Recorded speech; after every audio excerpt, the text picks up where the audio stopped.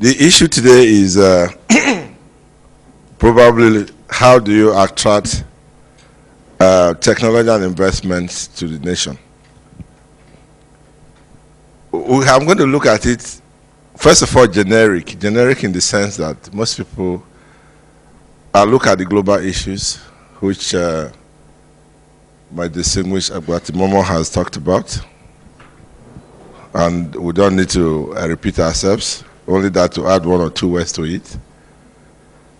Now we'll look at the local issues. The local issues, I mean, Nigeria as we are today. Nigeria is a local. Then we'll go to specifics. Specific is the Niger Delta. When we look at the global issues, what are they looking at? Return on investment. I have a slide that I wanted to show, but I'm not going to show it so that I just changed my mind at the last minute. So I'm going to just talk from here, because I don't want anybody to have something to quote me. So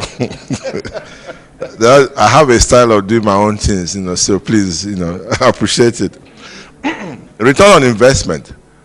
There is nobody who sets out an enterprise to fail. The first major thing when you set up an enterprise is to calculate how much profit you are going to make.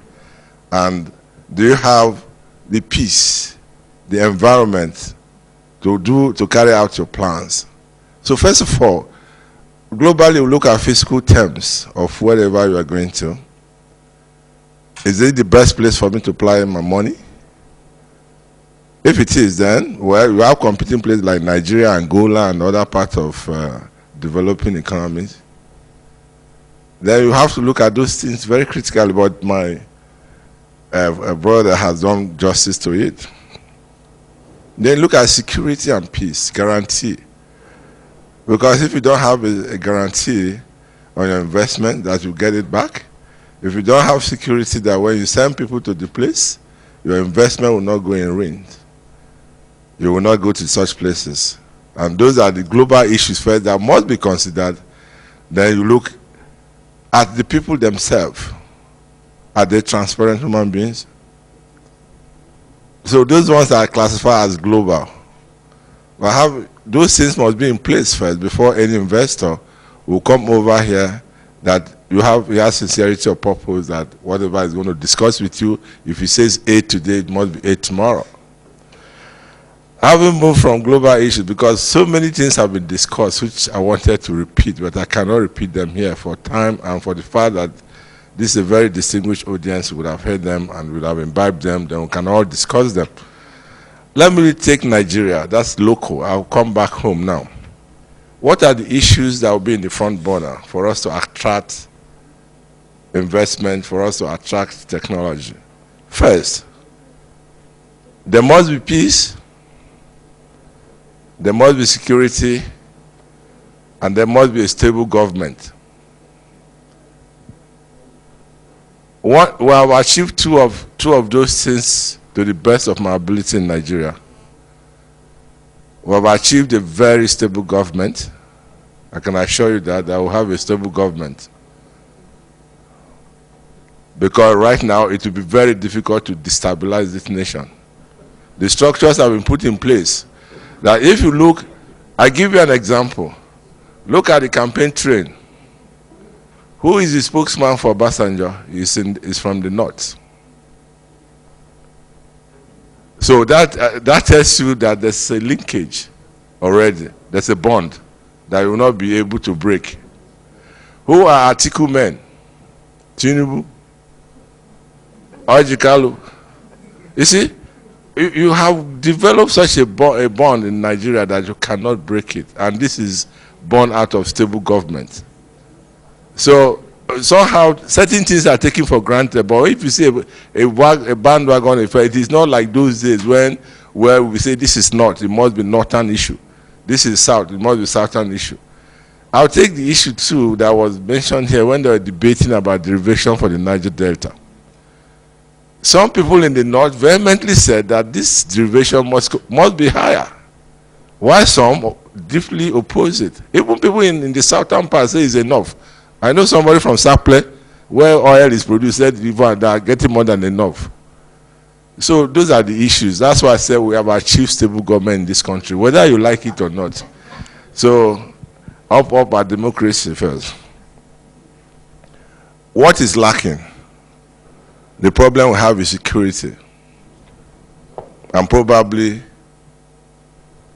transparency. And that is on the works right now.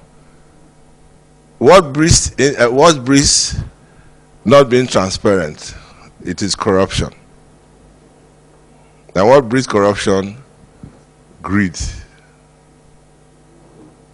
Insatiable nature.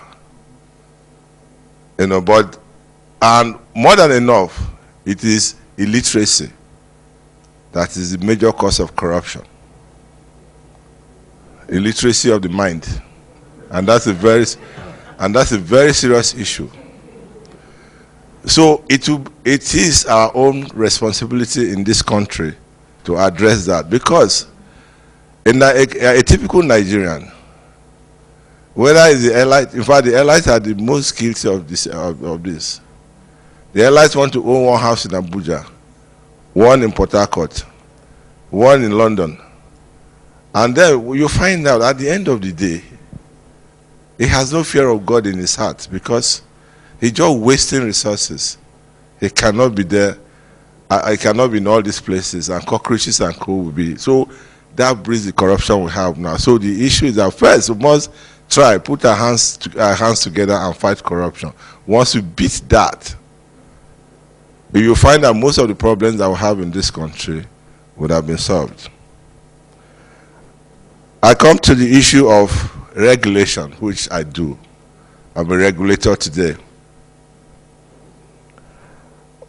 What have we, for you to for you to put a good regulation in place?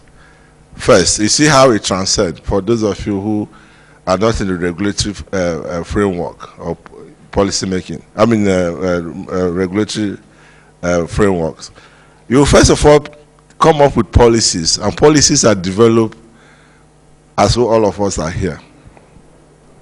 You develop a policy, that policy will be matured into a regulation, which is a regulation is just something that you derive from a law that is existing, but the policy must first of all be in place. From the policy, you derive a regulation. So most of the things that are happening, some people are saying that we're not listening. That is the only way I quarrel, that we are listening so much, because most of the oil and gas regulations were derived from the fora, most of the fora that will come together like this. If you go back, our fiscal policy, PSC terms, all those things came from either Society of Petroleum Engineers conferences or from Nigeria Association of Petroleum Explorationists. Those are the two leading fora, and each time they come up with policies, with something that look like policies or communiques, we put them into government policies, progress them to regulation. We look for one place in the act that we can derive power to make it a regulation, and when it becomes difficult that we cannot put it, we push it to be an act, so that it becomes something that must be obeyed. If you have a consistent, proactive, transparent regulation and laws, that if I put a law today that your fiscal policies that I put in place, that you have to pay a tax of 35%, overnight I will not change it to 20 or to 50. Or if there's a guarantee that I'm giving to you, that I will not renegade in it. And because we the regulators are keeping to it, that is why it is looking now today that we're inefficient. I tell you, the LNG, for example, there's nowhere in the world that have the kind of LNG fiscal incentive like in Nigeria. But why?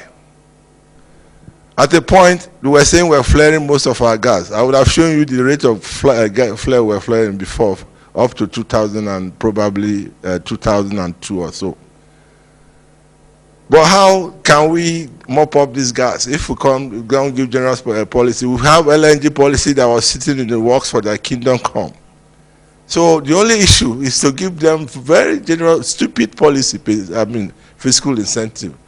And what is happening today? We are marching to be the second behind quarter in LNG train. But, you know, at this point in time, we can stand up and say, hey, these policies, enough is enough. We have learned now, we've known that at least we have more some of the excess gas, and we are now using them for value creation, not value creation in quotes, per se. In quotes.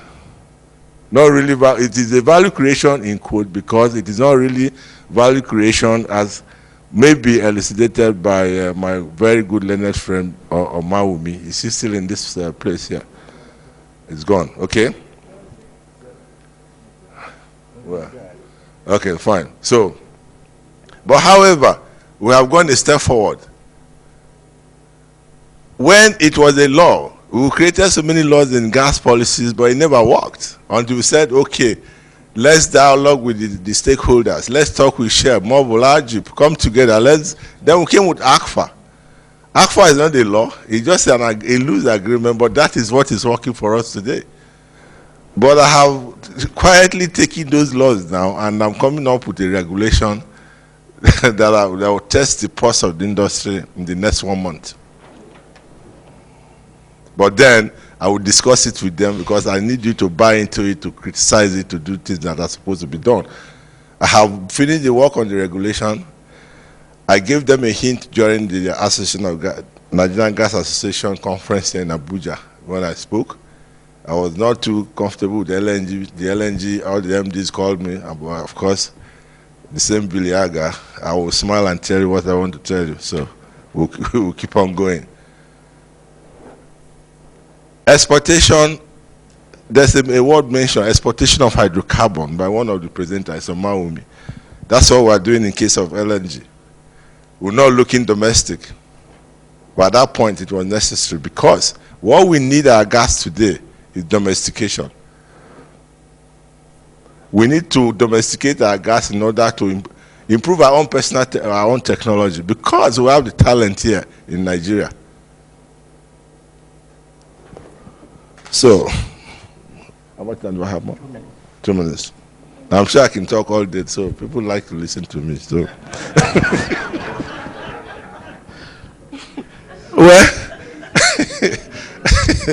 well, I can't, that's I think it's a gift. People wrap attention. Everybody is listening because I think we're talking something that's a little bit sensible.